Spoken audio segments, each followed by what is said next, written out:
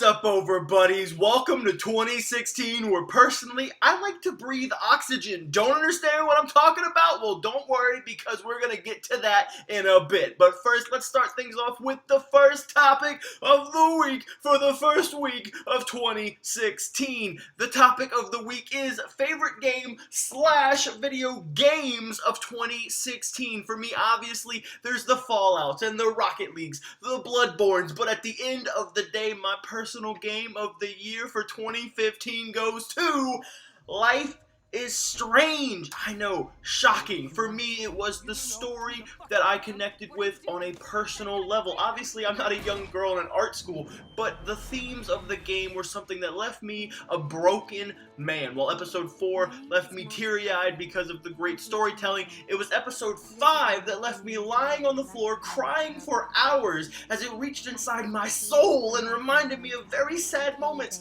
of times in my life.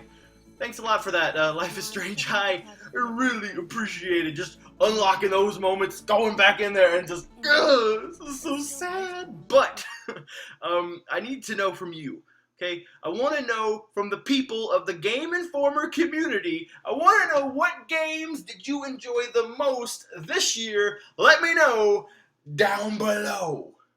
So each and every week, I talk about the Game Informer community and the great things they do. Let's start things off with Craig Lynn. Speaking of Game of the Year winners, Craig Lynn has been putting up different polls asking the community to vote for what their Game of the Year was in different genres. And at the end of it all, somebody's walking out with a golden peepo. Craig, thanks for doing that. It's always fun to see what the community collectively thinks is the best Game of the Year. And it's also great to know that my opinions are never those of the community. Life is Strange is my Game of the Year. I guarantee Life is Strange probably won't even come in the top 5 of the community. I ain't mad. I ain't salty. I'm just saying the truth, okay? But Craig, thanks for being amazing.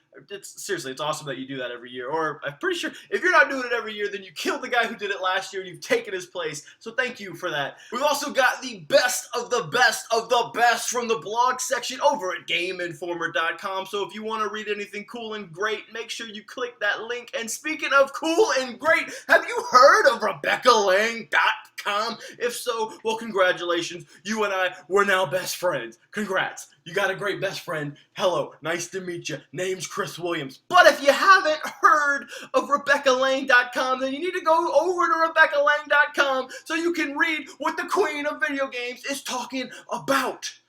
RebeccaLang.com. Now it's time for the thing that keeps the lights on, what? Now it's time for the thing that keeps the lights on, Game Informer. Well, folks, we've just entered the new year, and we all know what that means. It's time for the 12/31 Super Replay. So many of us had our thoughts on what it could be. Ni no Kuni, Indigo Prophecy, Global Gladiators. Oh yeah, that was just me. But what we ended up getting is a little game called Martian Gothic Unification. And as of right now, we are 2 episodes in, and here's my own personal journey while watching. Oh boy, what a great episode! I can't wait to see what fun adventures the crew goes on this time! They're never gonna beat this, are they? We're stuck here. This is our home forever.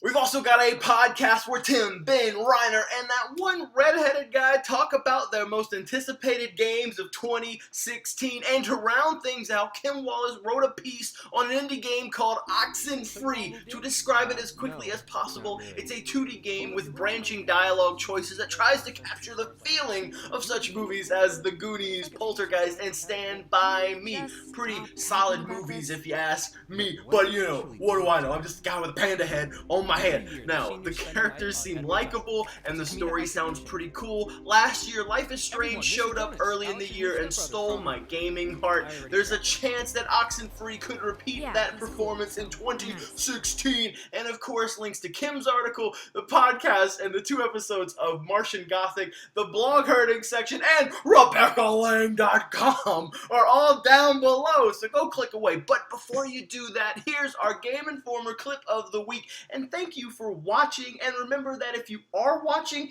it can only mean one thing. You're awesome. Personally, I like to breathe oxygen.